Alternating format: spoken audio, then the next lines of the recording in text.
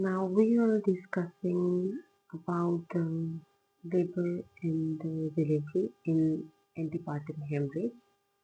When the fetal death is diagnosed, renal birth is the recommended mode of delivery for the most of the cases where the woman's condition is satisfactory. But if maternal condition is not satisfactory, cesarean section can be done. If the fetus is compromised, a cesarean section is appropriate method of delivery with concurrent internal resuscitation. Women with ATH and associated maternal and or fetal compromise are required to be delivered immediately. The optimum timing of delivery of women presenting with unexplained antepartum hemorrhage and no associated maternal or fetal compromise is not established. Optimum timing of delivery of women presenting with unexplained antepartum hemorrhage and no associated maternal or fetal compromise is not established. A senior physician should be involved in determining the timing and mode of delivery of these women. In women with antepartum hemorrhage, secondary to placenta previa, intrapartum management is described in another Green-Top guideline. Antepartum hemorrhage associated with maternal and fetal compromise is an obstetric emergency, and the management should include maternal resuscitation and delivery of the fetus to control the bleeding. Delivery in this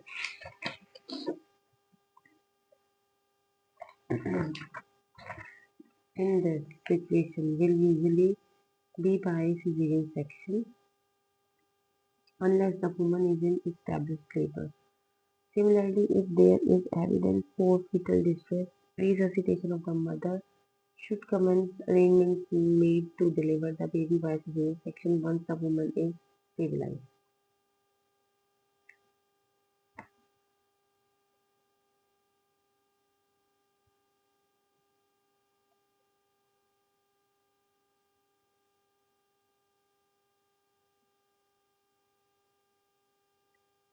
In the last paragraph, it is said, if the woman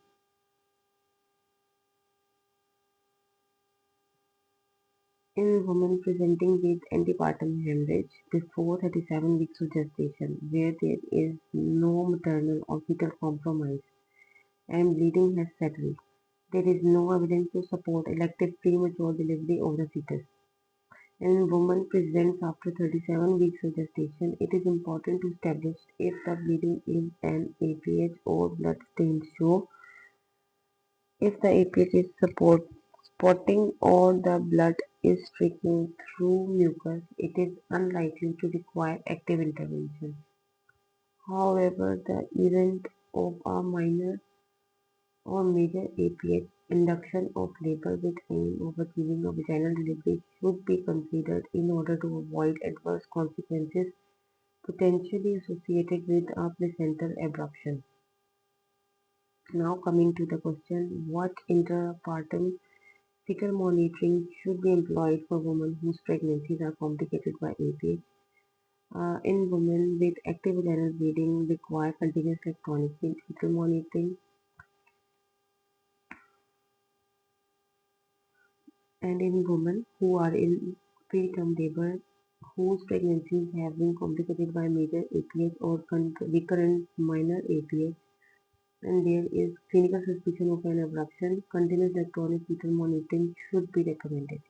Like those who have preterm labor, have major or recurrent minor APH and suspicion of abruption, continuous electronic fetal monitoring should be employed, recommended. And in women who have experienced one episode of minor APH in which there have been no subsequent concerns regarding internal or fetal well-being, intermittent auscultation is appropriate. In those women who have minor antepartum hemorrhage, one episode of minor and there is no concern regarding maternal or fetal well-being, intermittent auscultation is appropriate. In women with minor APH with evidence of placental insufficiency, such as fetal growth restriction or oligohydramnios, should be recommended to undergo continuous electronic fetal monitoring. Minor and placental insufficiency, continuous electronic fetal monitoring in labor is required.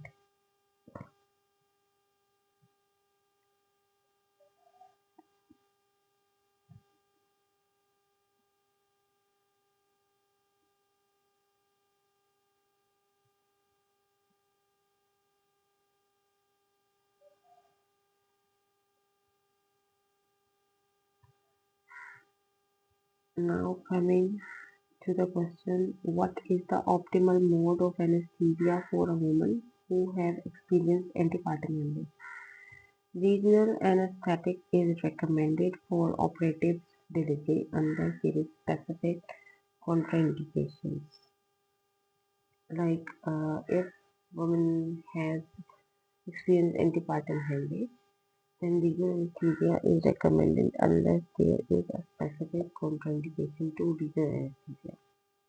In cases of antepartum hemorrhage, where maternal or fetal condition is compromised, maternal or fetal condition is compromised, within delivery section required, a general anesthetic should be considered to facilitate control of maternal resuscitation and to expedite delivery.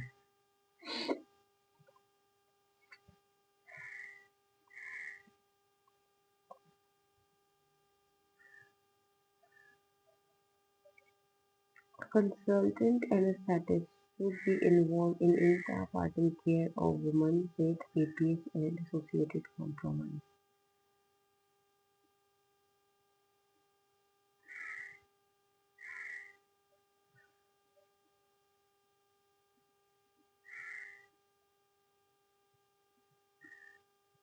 The contraindications to the regional anesthesia relevant to antepartum hemorrhage include the maternal cardiovascular instability and coagulopathy. The choice of anesthesia for each case requires individual assessment by a senior anesthetiist. If the woman is hemodynamically stable, the magnitude of active bleeding should determine the appropriateness of regional anesthesia. The magnitude of active bleeding should determine the appropriateness of regional anesthesia. In the case of severe fetal compromise with stable mother, it is reasonable to perform a general anesthetic in fetal interest to expedite rapid delivery. Mode of anesthesia will depend on the skill, expertise, and experience of the individual anesthetic.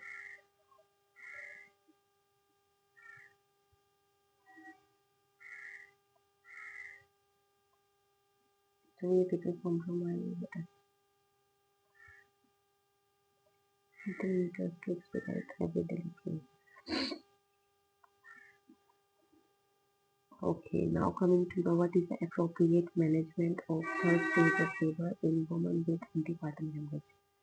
Postpartum hemorrhage should be anticipated in women who have experienced antepartum hemorrhage. Postpartum hemorrhage should be anticipated in women who have experienced antepartum hemorrhage. Should be anticipated in women who have experienced antepartum hemorrhage. Postpartum hemorrhage should be anticipated in women who have experienced antepartum hemorrhage.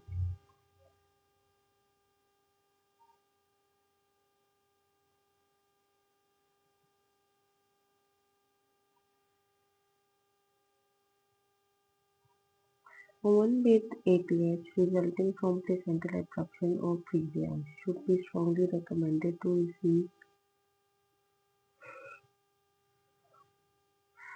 active management of the stage of labor, which includes 10 units of syntocinon, control for traction, uterine massage.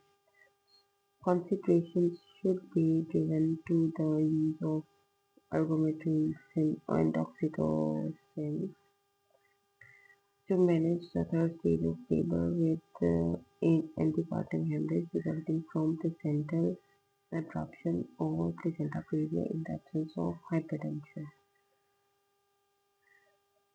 Amantacine, argometrine, and oxytocin that reduces about 500 ml of the blood loss and it decreases the postpartum hemorrhage.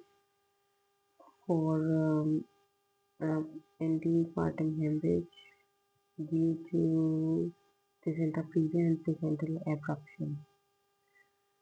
However, ergometrine is contraindicated in abruption due to hypertension.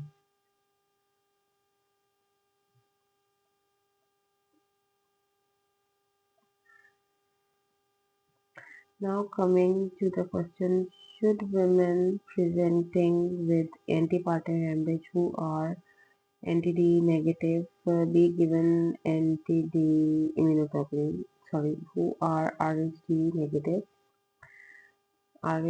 negative, be given anti-D immunoglobulin. Anti-D immunoglobulin should be given to all non-sensitized and Rhd negative women after any presentation with antepartum hemorrhage, independent of whether routine antenatal prophylactic anti-D has been administered.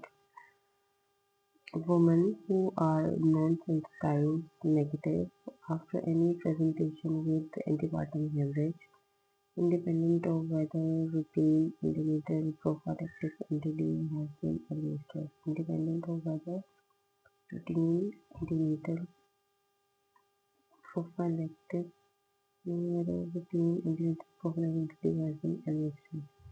In the non-sensitized Rhd negative woman, in the event of recurrent vaginal bleeding after 20 weeks gestation, anti-D should be given at minimum of 6 weekly intervals.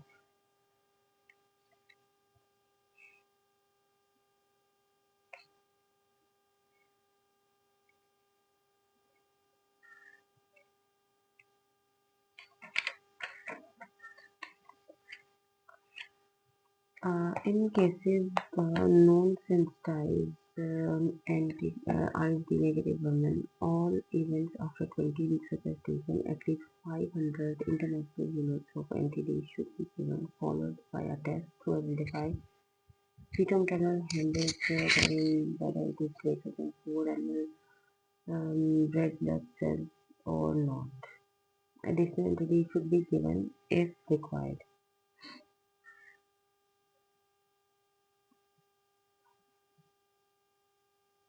How should massive antepartum hemorrhage be managed and who should be included in the resuscitation